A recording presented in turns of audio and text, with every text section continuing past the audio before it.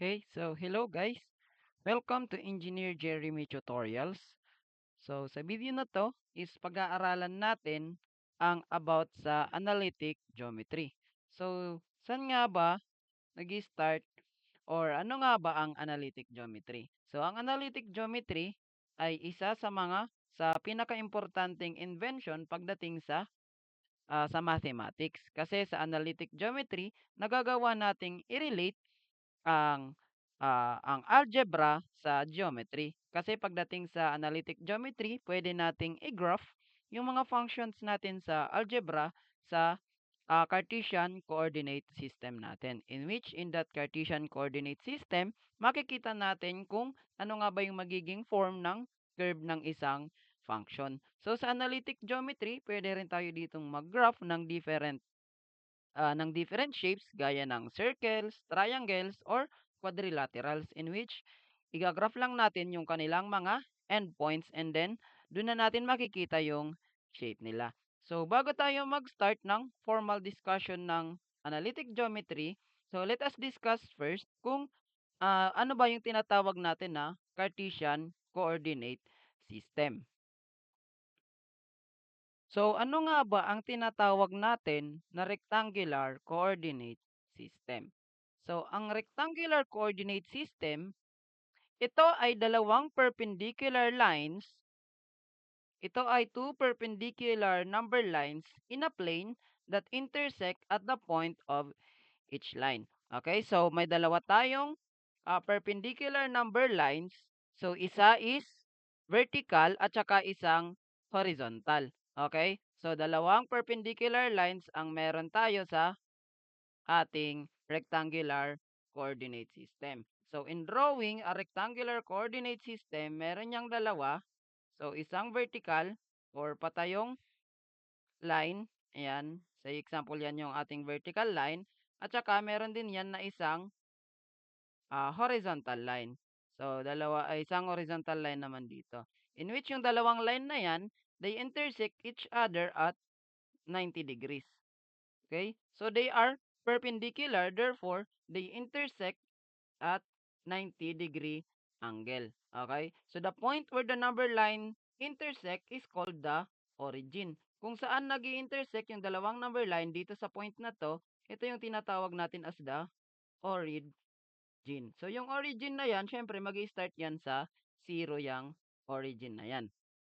So the horizontal number line is the x-axis. So ito palang pahiga na to, since horizontal, yung pahiga na number line na yan, so ito yung tinatawag natin na x-axis.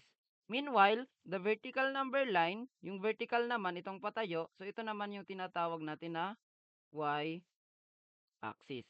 So the plane is called the coordinate plane or the x and y plane. So aling plane na yan kung saan nakadrawing yung ating number line. Sa example, this plane, itong plane na yan, kung saan nakadrawing yung number line. So ito yung tinatawag natin as the coordinate plane or the XY plane natin. Okay? Kasi meron tayong dalawang axis, yung x-axis at saka yung y-axis natin. Kaya tinatawag siya as the XY plane. So the axis divide the plane into four section called quadrants. So kung papansinin natin, yung plane na to, yung plane na to sa loob nitong red na plane natin, nitong red na boundary. So 'di ba, na-divide siya ng coordinate system into 4. Okay? So now divide siya ng coordinate system into 4 in which tinatawag natin siya as the quadrants. Okay, tinatawag siya as quadrants. So yung quadrants na yan, sa pagbibilang ng quadrants, so may mga pangalan yung mga quadrants na yan. So sa pagbibilang ng quadrants, mag-start tayo dito sa part na to, sa upper right part ng Cartesian coordinate system. So ganito yung pagbilang or pagnanumber ng Cartesian coordinate system natin. So yun, nandito sa part na to, tinatawag natin to as the quadrant 1, tapos papunta yan dito, ito yung tinatawag natin as quadrant 2, tapos ito naman ang quadrant 3, and then ito yung ating quadrant 4. Okay? So yan ang quadrant 4 natin.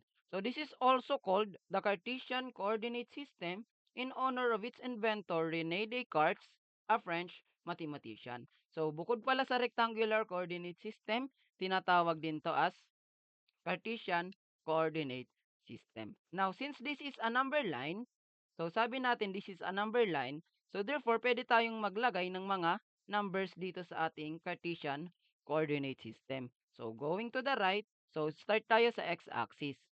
Start tayo sa x-axis. Sa x-axis, pag papunta sa kanan, going to the right, so positive yung lahat ng numbers dyan. So pwede tayong maglagay ng mga numbers dito. So galing sa 0, syempre going to the right, since this is positive, magiging 1 yan. Ito 2, tapos ito naman is 3. So from 0 naman, papunta naman sa left, papunta naman sa kaliwa, so negative naman yung numbers natin dito. So negative 1, negative 2, negative 3, and so on and so forth up to infinity. Okay, so yan ang sa x-axis natin. So paano naman yung sa y-axis? Sa y-axis naman, di ba yan yung vertical line natin, yung y-axis. So galing naman sa 0 dito sa gitna, so ang positive naman natin is papunta sa taas. Okay, so magiging positive 1, positive 2, positive 3. Meanwhile, yung pababa ng y-axis, yun naman yung magiging negative natin. So negative 1, negative 2, negative 3, and so on and so forth hanggang sa up to negative infinity. So since this is number line kasi, kaya infinity na tinatawag kasi we can extend that number line up to infinity since number line naman yan. Okay? So yan ang sa parts ng Cartesian coordinate system natin. Na may tinatawag tayo na ordered pairs pagdating sa Cartesian coordinate system. So these are points in a rectangular system expressed as x and y. Okay? So sa Cartesian coordinate system, meron tayong tinatawag na ordered pair. So yung ordered pair na yan is merong value na x and y. So yung x na yan is the point along the distance from the y-axis. Okay? So yung x na yan, that is the distance of a point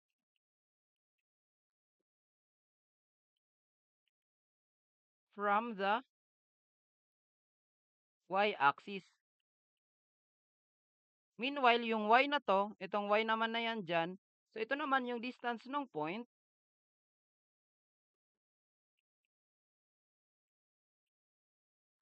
galing naman sa x-axis. From the x-axis. Okay? The first value x represents the units to the right or left of the origin. Okay? Kung positive yung x natin, if x is positive, so therefore, yung distance na i-consider natin is going to the right. Meanwhile, kung x is negative, going to the left naman. Okay? So, yung second value is the y. So, kung y natin is positive, this is going up. Meanwhile, kung y natin is negative, so this is going down. So, yan ang sa ating x and y coordinates or yung tinatawag natin na ordered pairs. Kasi we can plot different points dito sa ating x and y axis. Okay? So, yan ang tinatawag natin na ordered pairs. So, how do we plot those ordered pairs sa ating rectangular coordinate system?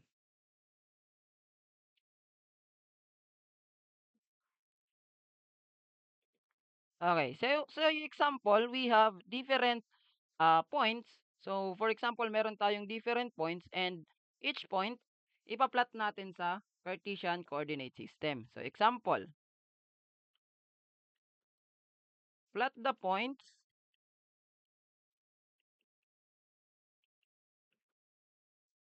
point A which is at 4 and 3, point B which is at negative 2 and 5, point C which is at negative 3 and negative 6, and point D which is at uh, let's say example 3 and negative 2.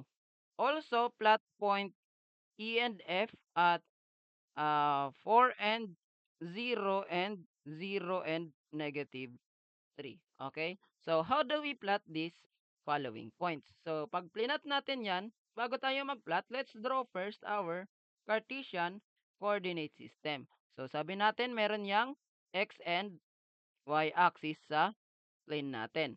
Okay. So they are intersected at the origin in which yung origin natin, so yung origin natin, ang ordered pair ng origin natin is at 0 and 0, yung intersection natin rito.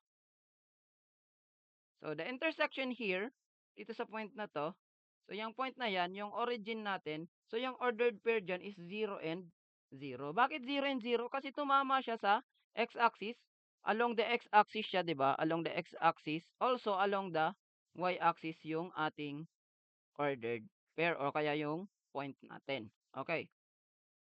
So therefore, pag origin matic, nasa 0 and 0. Okay. So let's plot first the point at 4 and 3. So yung point A muna at 4 and 3. So sa 4 and 3 na yan, yung nauna, yan yung x natin, yung pangalawa, yan yung y. Sabi natin kanina, yung x is the distance of a point from the y-axis. Kung ito yung y-axis natin, so di ba magdodrawing tayo ng number line, 1, 2, 3, 4, 5, 6. So 1, 2, kasi magsisimula yan sa 0, di ba? 0, 1, 2, 3, 4, 5, and 6. Meanwhile, papunta naman sa kabila, negative 1, negative 2, negative 3, negative 4, negative 5, and negative 6. Okay, so yan ang sa x-axis natin. So sa y-axis naman, i-drawing natin. This is positive 1 since pataas. So, di ba sabi natin pag pataas, positive yung y. 1, 2, 3, 4, 5. Okay? So, pababa naman. 1, 2, 3, 4, 5. Okay? So, number line naman yan. So, we can still extend this line papunta dito. Or, sorry. Rather, negative pala yung naandito since pababa ito. Okay? So, start to sa negative 1, negative 2, negative 3, negative 4, negative 5, negative 6. We can extend that number line as long as kakayanin nung or depende sa pangangailangan ng point natin. Okay, let's start at point A which is at 4 and 3. So sa pagtitingin nito, yung nauna yung x, hahanapin lang natin yung positive 4. So nasaan ang positive 4? Nandito siya. So since nandito yung positive 4, we will draw a vertical line. Okay, so we will draw a vertical line touching this positive 4. Okay? So, pag x-axis is, magdodraw tayo ng vertical line touching that positive 4. Okay? So, next, yung isa, yung y naman. So, sa y is positive 3. So, nasa ang positive 3 along y? So, di ba ito yung y? Ito yung x-axis. Yung y natin, yung positive 3 is nandito. Okay? So, from that point, from that 3, so magdodraw naman tayo ulit ng horizontal line. So, tandaan natin pag x, vertical line, pag y, horizontal line ang i-drawing natin. So, we will draw a horizontal line touching naman yung doon sa 3 natin. Okay? So, ayan, nakita nyo? So, ito, nag-touch dito yung line natin, in-extend natin. Hanggang sa mag-intersect yung dalawang lines natin. So, hindi siya pantay. Pantayin niya dapat. Pantayin natin yung drawing nung lines. Ayan. Touching the 3. Now, kung saan nag-extend yung point natin or kung saan nag-intersect yung dalawang point, 'di ba dito sila nag-intersect sa part na 'to. So, nag-intersect sila dito sa part na 'yan. So, therefore, naandito yung point na A natin. So, naandyan yung ating point A with coordinates at 4 and 3. Now, how about our point B naman? So, ang point B natin has coordinates negative 2 and 5. So, negative 2 and 5. So, ito yung x natin. Ito yung y. So, nasaan yung negative 2 ng x? So, yung negative 2 ng x is along here. So, we use another color.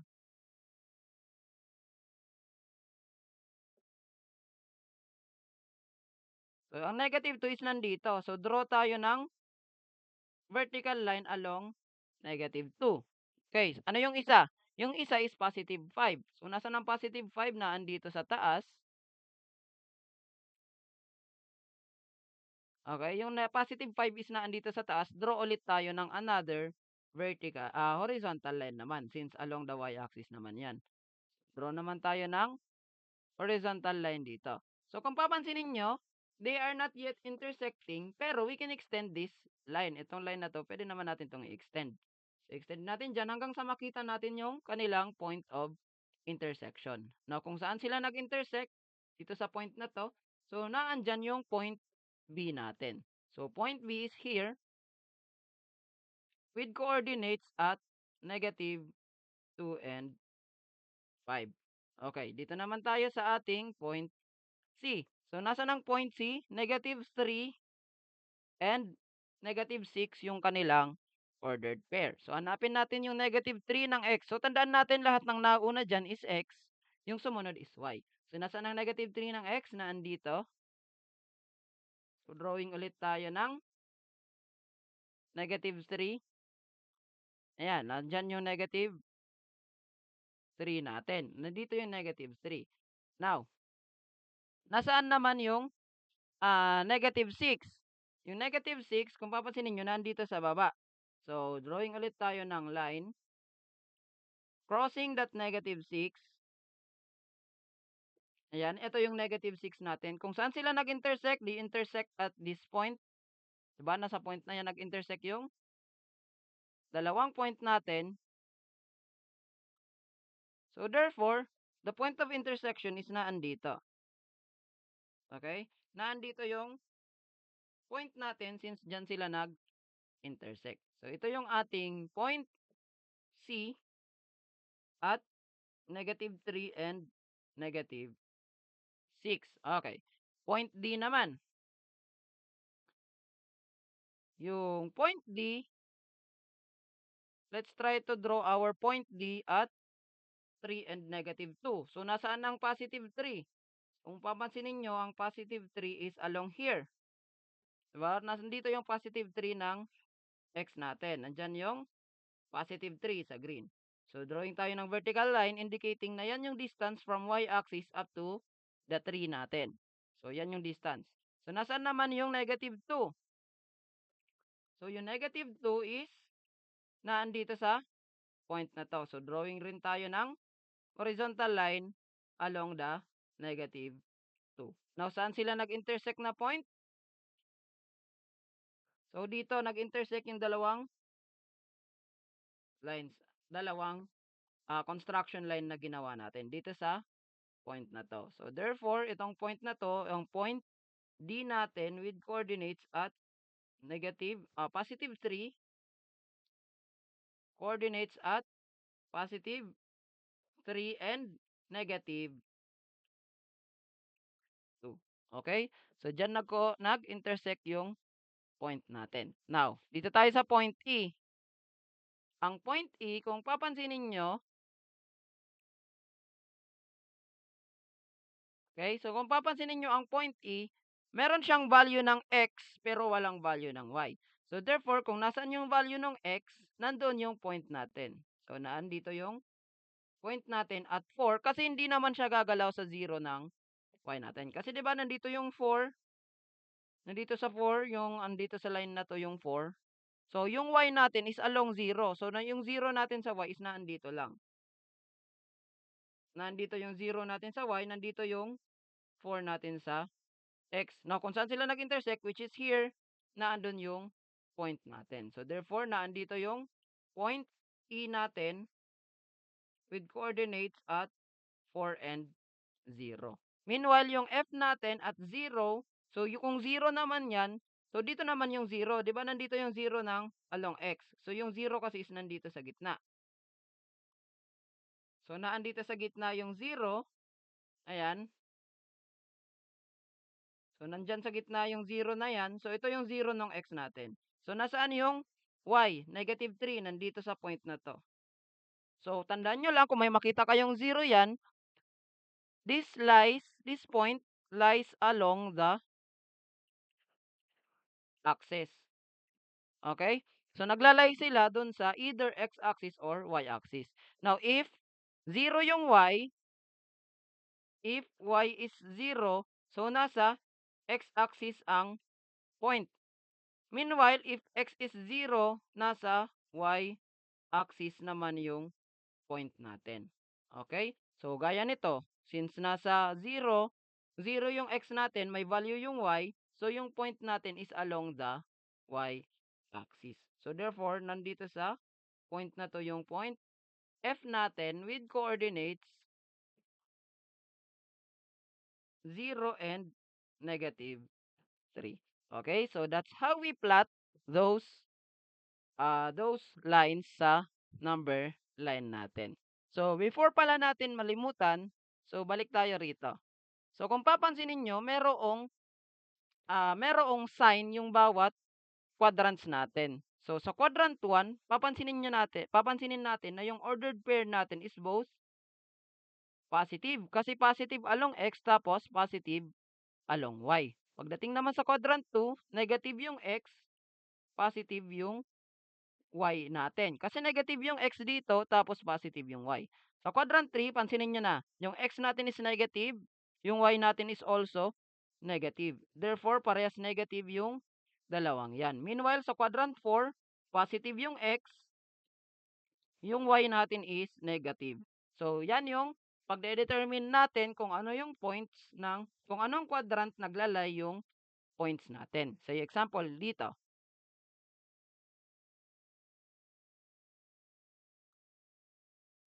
Okay. Ay, erase.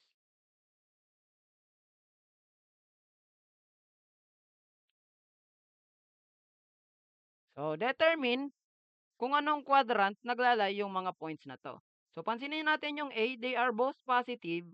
Sabi natin kung plus plus, plus comma plus, naglalay siya sa quadrant 1. So, therefore, ito pala is nasa quadrant 1. Ito naman, quadrant 2. So, kung negative naman, yung x, positive yung y, so this lies along quadrant 2. Kasi negative yung x, positive yung y. Tama naman, nasa quadrant 2 yung b natin. So, yung c, parehas sila negative. So, parehas sila negative, therefore, dapat nasa quadrant 3 yan. So, tingnan natin, parehas sila negative. Yung graph natin, yung point along the quadrant 3. So, correct. Tama, yung C. Meanwhile, yung D, positive yung X, negative yung Y. So, positive yung X, negative yung Y. So, this lies along the quadrant 4 natin. Okay? So, yan yung sa pagpa-plot natin ng points along the quadrant. So, yung point 4 and 0, so this lies along the axis. Yung mga line na yan, yung mga points na yan, naglalay sa mga axis na yan, tinatawag natin sila as the intercepts. Okay? So ito yung tawag natin sa kanila, the intercepts. The point or points where a graph touches or crosses an axis. Okay? So kasi yung isa nasa x-axis, yung isa nasa y-axis. Kung nasaan yung points, yun yung tinatawag natin na axis. So the x-intercepts are the points where a graph touches or crosses the horizontal axis. Okay, so 'di ba kasi meron tayong x and y axis. Ito yung x, ito yung y. So yung point na nagta-touch dito, tinatawag natin sila as x-intercept. Okay, so yun yung tinatawag natin na x-intercept. Meanwhile, kapag ka naman nasa y yung points natin, along the y, tinatawag naman natin siya as y-intercept. Okay? So, the x-intercept are always on the form, may value yung x, yung y natin is 0. Ito na yon. May value yung x, yung y natin is 0. Hanapin natin ang point E kung nasaan. Ang point E is here, may value yung x, yung 0 wala. So, di ba kung papansinin natin, along the x-axis yung point natin. So, therefore, yung 4 and 0 na yan, so tinatawag natin siya as x-intercept. So, yung y-intercept naman in the form of 0 and y. Okay? So, 0 natin is along the x is 0, yung y natin may value. Okay? Kung ganito naman yung form, gaya nito, point F, yung point natin touches along the y-axis. So, tinatawag naman natin siya as the y-intercept. Okay? So, that's how we graph the points along the x-axis. Now, you can now try to graph different points along the x-axis. Pwede na kayo mag-graph ng different points along the x-axis. Since marunong na kayo, so I will give you different practice problems on how are we going to graph points on the y-axis. So, kindly look at this one para meron kayong mapagpraktisan ng inyong ng pagsasagot ninyo on how to graph points on the Cartesian coordinate system. So you may now try plotting these coordinate points along the x-axis natin. So try nyo na i-plot to. Itong 1, 2, 1, 2, 3, 4, 5, 6, 7, 8, 9, 10, 11, 12, 13, 14, 15, 16 points. Itong 16 points na to, ipa-plot nyo sa coordinate axis natin. So, you try answering it, ilagay nyo sa bond paper, and then, mag-plot kayo ng points sa Cartesian coordinate system natin. And then, titingnan natin kung marunong na kayo mag-plot ng points. After nyo ma-plot yan, so kindly send it na lang dun sa G-class natin. So maglalagay ako ng folder doon for plotting coordinate points. Okay, so thank you for listening sa introduction natin sa analytic geometry, which is about the Cartesian coordinate system. Okay, so kindly take a screenshot of this one and then try to answer this plotting coordinate points activity natin. Okay? So, thank you and have a good day. So, thank you for listening sa Analytic Geometry.